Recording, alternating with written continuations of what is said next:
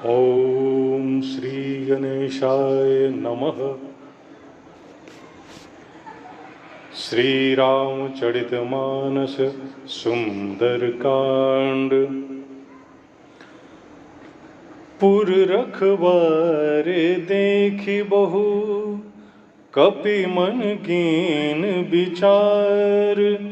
अति लघु रूप धरो निसी, नगर करूं पैसार। मसक समान रूप कपि धरी, लंकहि चले सुमिरी नर हरि।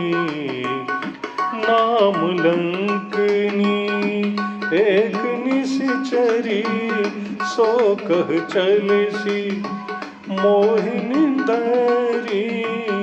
जानी नहीं मरम सठ मोरा, मोर आहार जहाँ लगी चोरा। मुट्ठी का एक महाकपि हनी, रुधिर बमत धरनी धन मनी। पुनि संभारी उठी सोलंका, जोरि पानी कर विनय सशंका। जब रावण ब्रह्मवर दीना, चलत विरंची कहा मोहि चीना।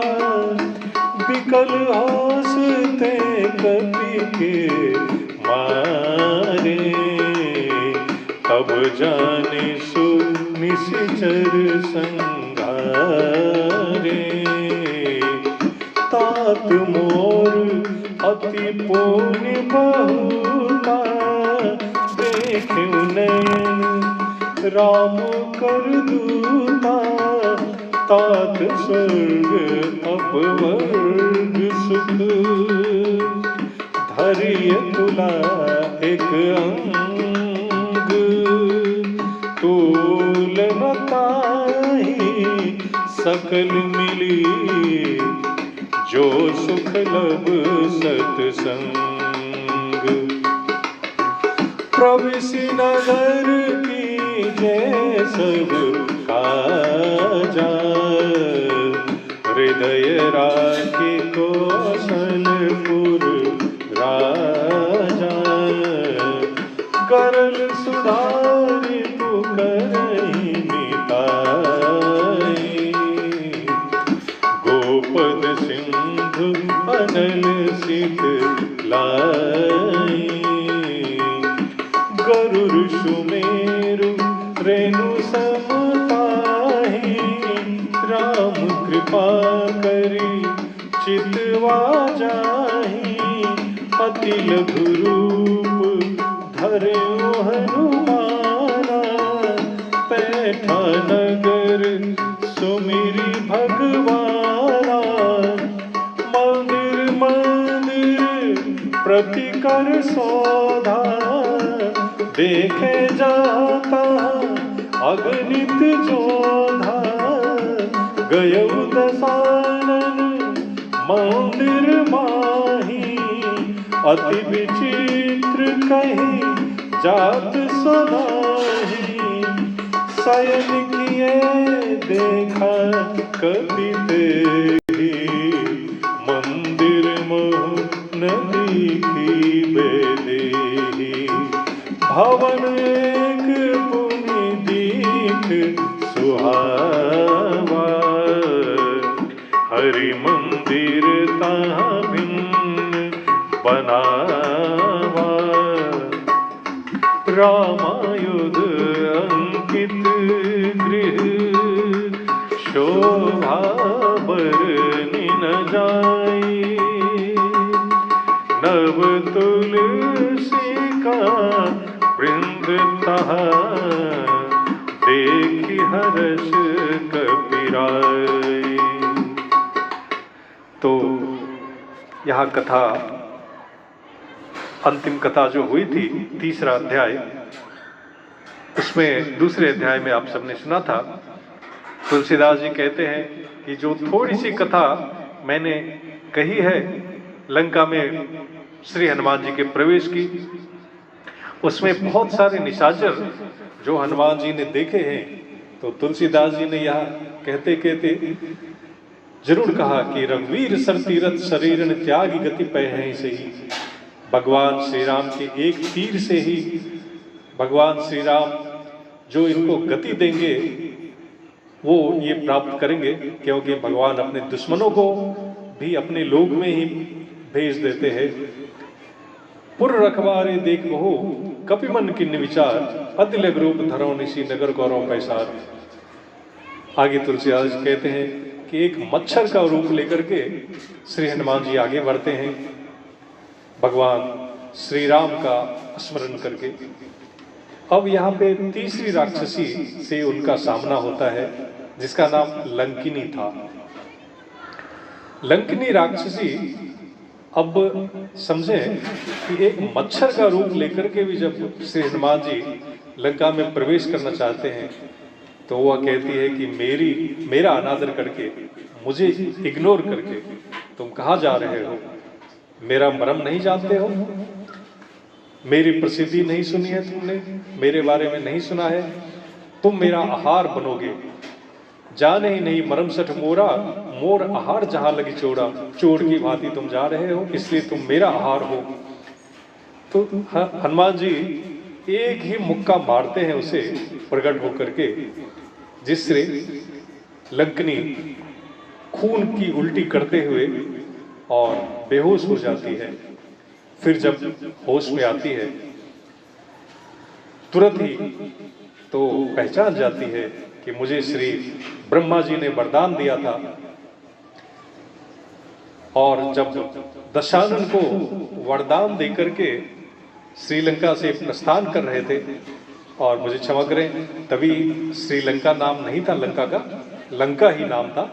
तो जब ब्रह्मा जी लंका से प्रस्थान कर रहे थे, तो उन्होंने लंकनी को पहचान करके उन्हें कहा था कि जब रावण ही ब्रह्म वर्दिन्ना चलत बिरंच कहा मैं चिन्ना।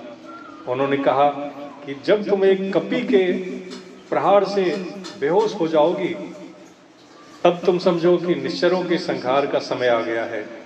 मेरा अत्यंत पुण्य का उदय हुआ है कि मैं भगवान श्री राम के एक दूत को अपने सामने देख रही हूँ, और सत्संग के प्रभाव को वो राक्षसी बता रही है। तात स्वर्ग अपबड़ सुख धरे तुला एक अंग। स्वर्ग और अपबड़ यानी मोक्ष, इन दोनों के सुख को एक तुला पर रखें, तुला के एक तरफ रखें, और दूसरी तरफ लव सत्संग, एक क्षण के सत्संग को भी दूसरी तरफ रखते हैं तो वो भारी पड़ेगा। प्रवेश नगर कीजिए सब काजा, यह करके और श्री हनुमान जी को आश्वासन देती है कि आप हृदय राखी कौशलपुर राजा, भगवान श्री राम को हृदय में स्मरण करके, हृदय में रख करके आप सभी कार्य सफल कर पाएंगे भगवान श्री राम का। क्योंकि गरल सुधा रूप करहि मिताई, भगवान श्री राम का प्रभाव प्रताप ऐसा है कि विष को अमृत कर देता है, दुश्मन को दोस्त बना देता है, और समुद्र को गाय के खुर के समान बना सकता है, अग्नि को शीतल कर सकता है। यहाँ आप आगे तुलसीदास जी लिखते हैं कि हे गुरु जी, सुमेरु रेणु समताही, सुमेरु पर्वत को भगवान श्री राम का प्रभाव धूल जैसा बना सकता है। अब आप सोच रहे होंगे कि ये गरुड़ जी का संवाद, तो जैसा आप सभी को जानकारी होगी ही कि भगवान शिव जी पार्वती जी से कथा कह रहे हैं, गरुड़ जी कथा सुन रहे हैं काकभूषुंडी जी से। ये दूसरी जगह रामायण कथा चल रही है, रामचरितमानस की। एक तीसरी कथा भी चल रही है, वो है भारद्वाज जी को याज्ञवल्क्य मुनि कथा सुना रहे हैं प्रयागराज में। तो गरुड़ जी कहते हैं कि ये प्रभाव है भगवान श्री राम के यश का, उनके प्रभाव, भक्ति का ये प्रभाव है। भगवान श्री राम एक बार जिसको तिरछी आंख से भी देख लेते हैं तो ये सारे प्रभाव दृष्टिगोचर हो सकते हैं। अब श्री हनुमान जी अत्यंत लघु रूप बनाते हैं और छोटा रूप बनाते हैं और भगवान हनुमान जी लंका में प्रवेश करते हैं। मंदिर मंदिर प्रतिकर शोधा, हर मंदिर हर भवन में जाकर के भगवान हनुमान जी देखते हैं, परंतु अनगिनत योद्धा ही दिखते हैं उनको। अंत में वो रावण के महल में प्रवेश करते हैं, लेकिन वहां पर भी सीता जी के दर्शन उन्हें नहीं होते हैं।